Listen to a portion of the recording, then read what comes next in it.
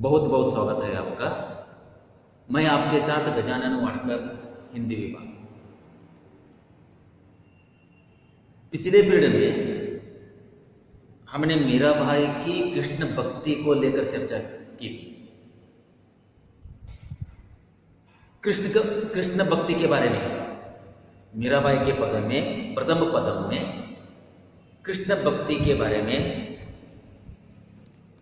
उसके आराध्य देव के बारे में, इष्ट देव के बारे में, इष्ट देव गुणगान के बारे में हमने देखा था। आज दूसरा पद है। द्वितीय पद को लेकर आज हम चर्चा करेंगे। मीराबाई इस द्वितीय पद में, दूसरे पद में, दूसरे चरण में यहां आध्यात्मिक भाव के साथ, आध्यात्मिक चिंतनों के साथ, चिंतन मंथन के साथ, एक चिंतन धारा में बहते हुए आध्यात्मिक बात को लेकर साथ में भक्ति रस पिलाते हुए नश्वरता के बारे में, घमंड के बारे में, अहंकार के बारे में यहां बताती है, कहना चाहती है। इस प्रकृति में जो सच्चाई है, उस सच्चाई के बारे में, उस सत्य के बारे में कहते हुए फिर से श्री कृष्ण का गुणगान करती है और श्री कृष्ण से अनुरोध करती है कि मैं तो अबला हूं, ना समझ हूं, मुझे अपनी शरण में ले लो। श्री कृष्ण कहती है मुझे इस भवबंधन से छूटना है, इस भवबंधन से पार होना है, इस भवबंधन से मुक्त होना है। हे श्री कृष्ण, हे गिरधर गोपाल, मुझे अपनी शरण में जगह दे दो। कहते हुए मीराबाई पहले दूसरा पद लिखती है। देखिए क्या है दूसरा पद? भज भज मन चरण कमल अविनाशी। भज मन चरण कमल अविनाशी। जेताई दिशा धरनी गगनमा। जेताई दिशा धरनी गगनमा। तेताई उठ जासी। तीरथ भरता ज्ञान कथंता कहालया करवत काशी। या देही रो गर्भ न करना माटी में मिल जासी। यो संसार चहर रे बाजी। यो संसार चहर रे बाजी। सांझ पड़या उठ जासी। कहा बया का भगवा पहरिया। गर तज लया सन्यासी। जोगी होई जुगत न जाना। जोगी होए जुगत न जाना। उलट जन्म रापासी। अरज करूस अबला श्याम तुम्हारी दासी। मीरा रे प्रभु गिरधर नागर। कांट्या मारी दासी। कितना सुंदर पद है। भक्ति के साथ साथ आध्यात्म रस भी हम पी सकते हैं इस पद को देखने के बाद।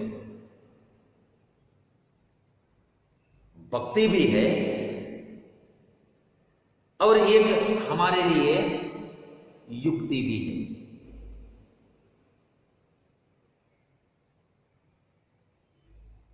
एक ज्ञान भी, एक बुद्धि भी। जीवन की सच्चाई के बारे में, इस नश्वरता के बारे में यहां मीराबाई कहती है। क्या कहती है? मन से, अपने मन से दरखास्त करते हुए, अपने मन से अनुरोध करते हुए, अपने मन से विनती करते हुए मन से प्रार्थना करते हुए मन को कहती है भजमन भजमन चरण कवल अविनाशी, चरण कवल पादारविंद, पादारविंद यानी अरविंद जैसे चरण, अरविंद यानी कमल, कमल रूपी चरण। किनके चरण? श्री कृष्ण के चरण। हे मन, तुम श्री कृष्ण के चरण में शरण पाओ। भज मन चरण कवल अविनाशी, इस दुनिया में सभी विनाश है। इस दुनिया की हर एक वस्तु विनाश है, नाश हो जाता है, नष्ट हो जाता है, लेकिन एक अविनाशी चीज है, एक ऐसी वस्तु है जो अविनाश है, कभी भी उसका नष्ट नहीं होता, नाश नहीं होता। कौन? श्री कृष्ण के कमल चरण। इसीलिए मन से कहती है हे मन भज मन, हे मन भजो, स्मरण करो, उसका नाम ले लो, उसका नाम स्मरण कर लो, उसका नाम का ही तुम भजन करो। भज मन चरण कवल। देखो हे मन, यहां इस दुनिया में, इस जगत में, इस फितरत में, इस प्रकृति में अगर अविनाशी है तो एक ही है श्री कृष्ण के कमल चरण। उसके बारे में बचो, उसके चरण, उसके शरण में जाओ, उसके शरण में आश्रय ले लो, उन चरणों का आसरा ले लो। मीराबाई कहती है भज मन चरण कमल अविनाशी, ये अविनाशी है, नष्ट न होने वाले कमल चरण है। किनके? श्री कृष्ण के। वो कहती है, सच्चाई सामने रखते हुए कहती है जेताई दिशा धरनी गगनमा, जेताई जितना, दिशा दिसना, ಕಾಣೋದು ನೋಡೋದು ಮರಾಠಿ ಶಬ್ದ, ಅದೇ ಶಬ್ದನೇ ಇಲ್ಲಿ ದಿಶಾ ದಿಕ್ನ देखना। जेताई दिशा धरनी गगनमा मा में, धरनी गगनमा, इस धरनी, इस धरती और गगन में यानी भूमंडल में, भूमंडल में, इस जगत में, इस प्रपंच में, इस विश्व में, तेताई उतना, जेताई जितना, तेताई उतना, उठ जासी नष्ट हो जाता है, जासी हो जाना, जाएगा। इस चरण की, इस वाक्य का क्या तात्पर्य है? जेताई दिशा धरनी गगनमा, इस भूमंडल में जो वस्तु भी दिखाई देती है, जितना दिखाई देती है, जहां तक दिखाई देती है, जहां तक इस भूमंडल में ये वस्तुएं दिखाई देती है, ये सभी वस्तुएं क्या होने वाली है? नष्ट हो जाने वाली है। जेताई दिशा धरनी गगनमा, तेताई उतना ही उठी झांसी, उठ जाएंगे, उठ जाना, नाश हो जाना, नष्ट हो जाना, नष्ट हो जाएगी। यहां कोई भी शाश्वत नहीं, कोई वस्तु भी शाश्वत नहीं, वक्त को छोड़कर और भगवान श्री कृष्ण को, वासुदेव को छोड़कर, उस कन्हैया को छोड़कर, उस कान्हा को छोड़कर, इस वक्त को छोड़कर कोई भी यहां शाश्वत नहीं, अमर नहीं। हर एक वस्तु नष्ट होने वाली है। इसलिए वो कहती है जेताई दिशा, जितना दिखाई देता है इस भूमंडल में वो सब उतना तेताई उठ जासी, उठ जाएगी यानी नष्ट हो जाएगी। और कहती है, समझाती है, हमें भी समझाती है, अपने मन को भी समझा रही है। क्या समझा रही है? तीर्थ भरता, तीर्थ यानी तीर्थ यात्रा करना, भरता व्रत पकड़ना, मैं पढ़ता हूं, देखिए। तीरथ, कॉमा लगाइए, तीरथ बरता ज्ञान कतनता, ज्ञान की बातें, 3 शब्द है, तीरथ व्रत ज्ञान की बातें। कहा लया, करवत काशी, काशी करवट, करवत करवट लेना, उरुल सेवे मारो, एल्ले काशी। मेरा भाई यहां कहती है उन डोंगी साधुओं से और हम सभी से, क्या कहती है? तीरथ बरता ज्ञान कतनता, तीरथ करने से, अरे भक्त, अरे साधु, अरे मित्र, अरे सखी, अरे बंधु, तीरथ करने से, व्रत पकड़ने से, ज्ञान कतनता, ज्ञान की बातें सुनने से, कहालया करवत काशी, या करवट लेने से, काशी में जाकर करवट लेने से श्री कृष्ण की शरण मिलेगी, भगवान की शरण मिलेगी, श्री कृष्ण का दीदार हो जाएगा, साक्षात्कार हो जाएगा? नहीं। अगर उसका साक्षात्कार करना चाहते हैं, उसका दीदार चाहते हैं, उसका दर्शन चाहते हैं, तो मन से करो, शरीर से नहीं। इस शरीर को महत्ता मत दे दो, लेकिन मन को दे दो, मन को पवित्र रखो, मन शुद्ध रखो, मन से करो, मन साफ रखो। और इसलिए कह रही है, क्या कह रही है? तीरथ बरता, तीरथ करने से, व्रत पकड़ने से, या ज्ञान की बातें करने से। क्या ज्ञान की बातें? इन सभी को छोड़ दो। वो कह रही है तीर्थ करना छोड़ दो, तीर्थ करने से भगवान नहीं मिलेगा, कृष्ण नहीं मिलेगा। व्रत करने से भगवान श्री कृष्ण नहीं मिलेगा। ज्ञान की बातें सुनने से ये सब बकवास है, ये बेवकूफी बातें हैं। क्या ज्ञान की बातें? ಏನಪ್ಪ ಜ್ಞಾನದ ಮಾತುಗಳನ್ನು ಅಂದ್ರೆ ಯಾವ ಜ್ಞಾನದ ಮಾತುಗಳು? कोई कहता है ना, अरे बचत करो, जीवन में बचत करो, और बचत करो, और भी बचत करो। अगर बचत नहीं करोगे आगे क्या, तुम क्या कहोगे? कब मौत होने वाली क्या किसी को पता है? ये शरीर कब नष्ट होने वाला किसी को पता है? कब भूचाल आएगी, भूकंप कब हो जाएगा, कयामत कब हो जाएगी, ये सभी को पता है? नहीं। लेकिन हम बचत करने में बैठे। अरे तुम ऐसा करो, ऐसा बनो, ये बनो, वो बनो, लेकिन भक्त बनो, भगवान की शरण में जाओ पहले। वो ज्ञान की बातें नहीं चाहिए मुझे, ये करने से ऐसा वो मिलेगा, ये मिलेगा।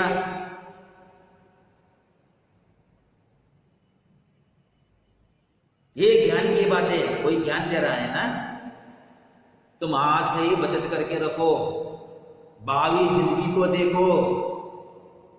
अरे तुम्हें यहां वहां तक जाना है, बहुत दूर चले जाना है,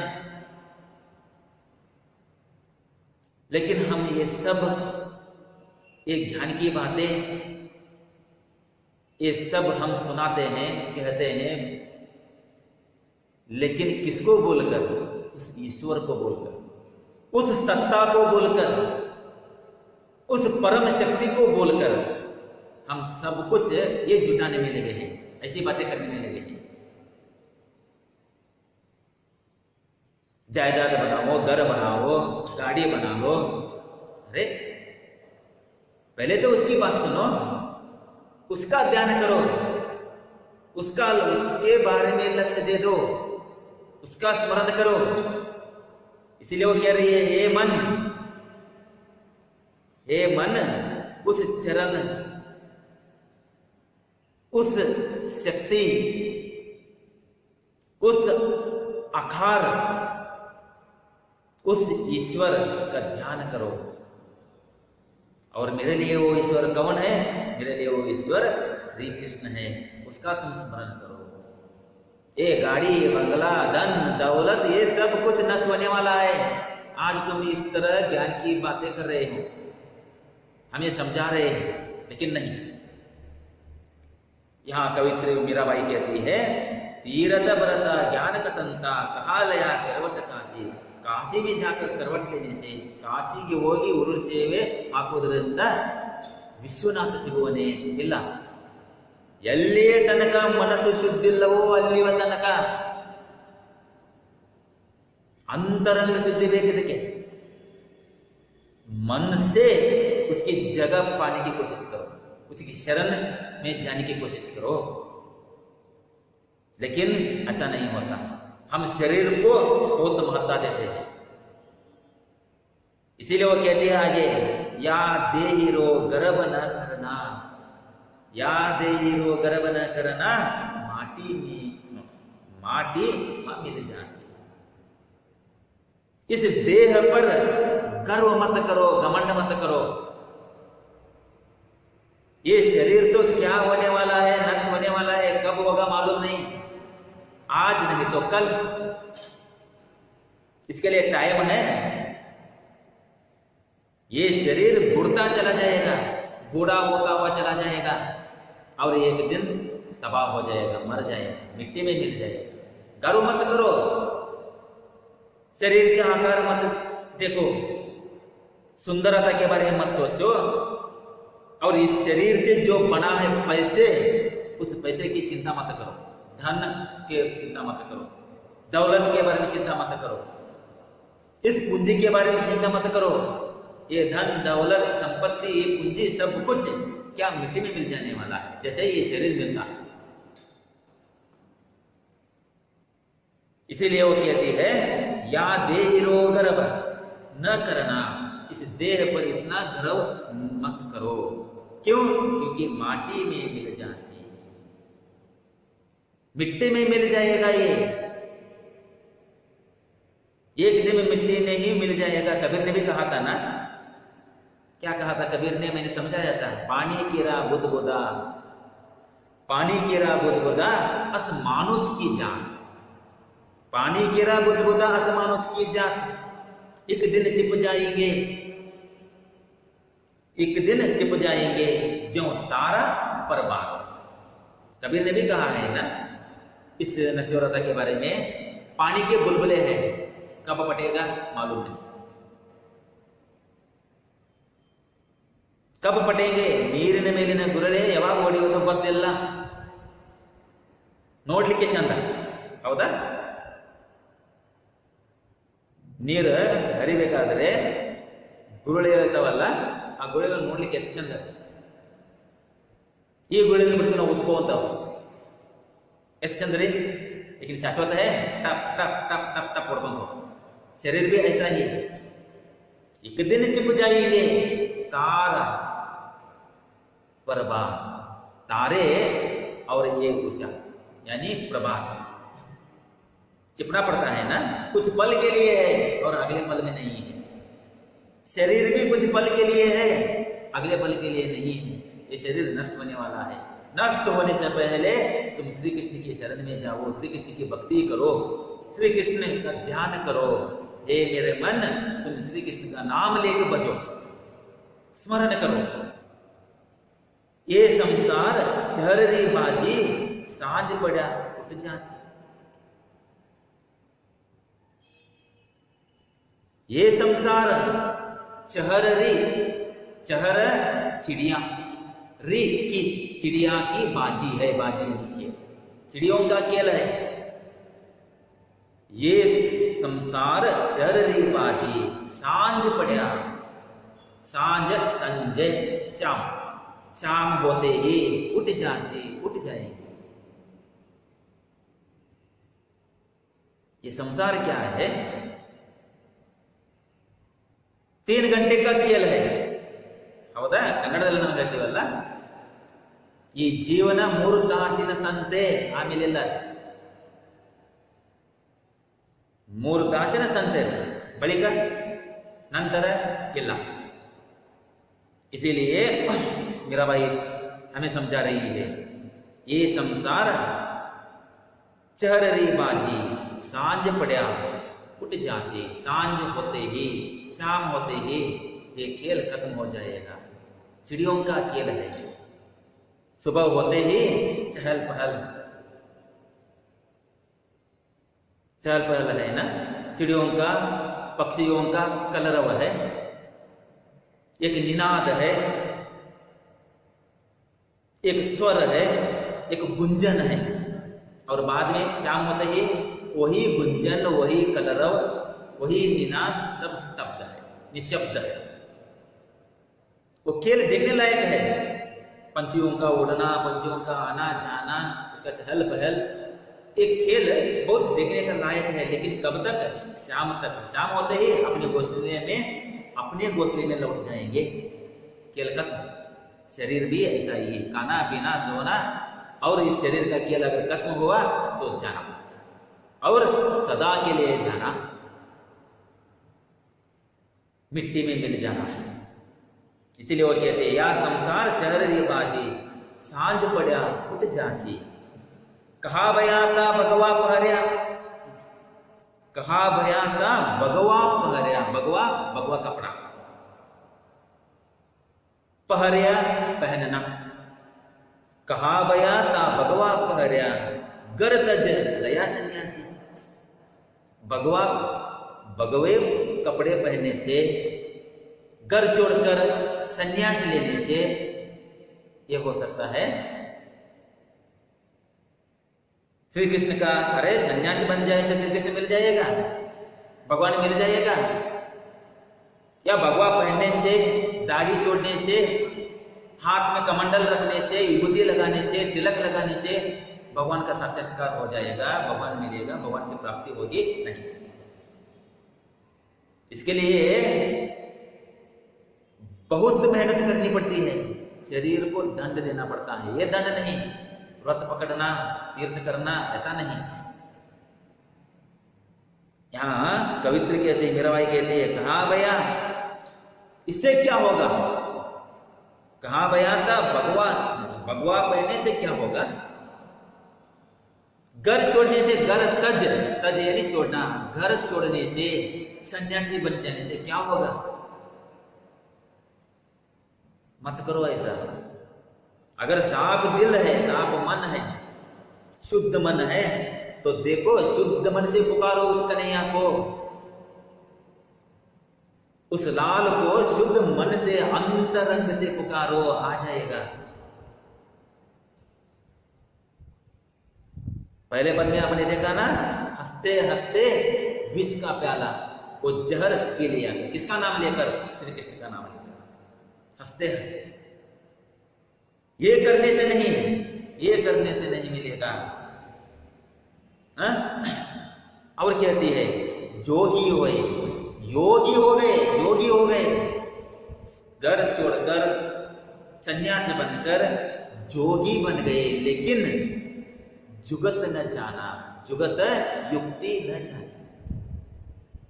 अरे जोगी बन गए, लेकिन युक्ति मालूम नहीं, ज्ञान नहीं, तुझे इतना भी ज्ञान नहीं, इतनी भी युक्ति नहीं। वो कहती है, जोगी होए जुगत न जाना, उलट जन्म र पांसी। ये जन्म तो उलट न पांसी, फिर से जन्म होने वाला है, फिर से जन्म होने वाला है। इसका मतलब फिर से हम इस भव बंधन में आ जाने वाले हैं, मोक्ष नहीं प्राप्त होगा। इसका मतलब अगर पुण्य नहीं किया, धर्म नहीं निभाया, धर्म को अपनाया नहीं, तो क्या हो जाएगा? ये शरीर नष्ट हो जाएगा, और एक और योनि में ये शरीर जन्म पा जाएगा, एक और योनि में। और कैसी योनि में? एक कीड़े की योनि में, एक पशु की योनि में, एक प्राणी की योनि में फिर से जन्म होगा।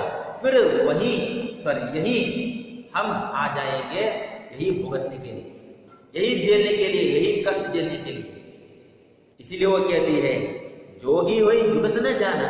जोगी होकर, अरे सन्यासी होकर, संत होकर, तुम साधु बन के, सन्यासी बन के तुम इतना भी नहीं जानते, ये युक्ति भी नहीं तुझे, ये ज्ञान भी नहीं, मोक्ष पा लेना, मुक्ति पा लेना है। बस यहां तक हम जिए, यही काफी है, यही बहुत हुआ। ये कष्ट झेलते हुए ये संसार बंधन में पड़े रहकर, इस भव बंधन में रहकर यही बहुत हुआ। अब तो जानो सच्चाई क्या है, अब तो जानो, अब तो पहचानो, अब तो समझो क्या सत्य है, मोक्ष क्या है, मुक्ति क्या है। आगे समझाती है, वो इसलिए समझाती है, अरज करूं, मैं अरज करती हूं, मैं विनती करती हूं, हे श्री कृष्ण,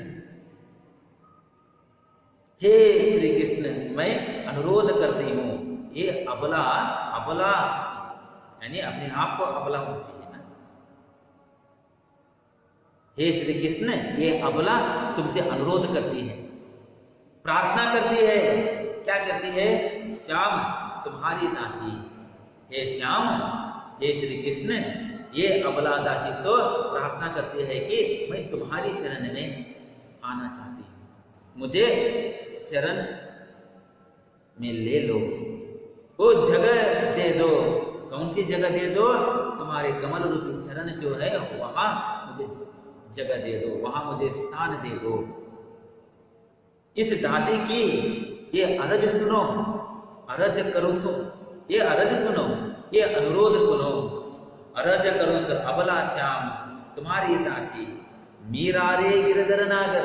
मीरा कहती है, हे गिरधर नागर, कांटा मारी घासी, घासी बंधन। इस भव से जो बंधन है, मैं बंधित हूं, इस भव से मैं बंदी हूं, कैद हूं। इस कैद से, इस बंधन से मुझे कांटा, मुझे मुक्त कर दो। कांटा काटना, मुक्त कर दो, छुड़ा दो। किससे? इस संसार से, इस भव बंधन से, इस बंधन से मुझे छुड़ा दो, मुझे मेरी रक्षा कर लो। मैं फिर से मैं यहां आना नहीं चाहती, मुझे मुक्ति दिलाओगे हे श्री कृष्ण, मुझे मोक्ष दे दो। मोक्ष की बातें करते हुए, श्री कृष्ण की शरण में जाते हुए मीराबाई अंत में कहती है, मीरा रे तो गिरधर नागर, कांटा मारी घासी। हे प्रभु, हे श्री कृष्ण, हे गिरधर, मुझे अपनी शरण में ले लो, अपने चरणों के पास मुझे स्थान दे दो। अपने यो कमल चरणों के पास, कमल चरणों में मुझे एक छोटी सी जगह दे दो। अर्थ हुआ?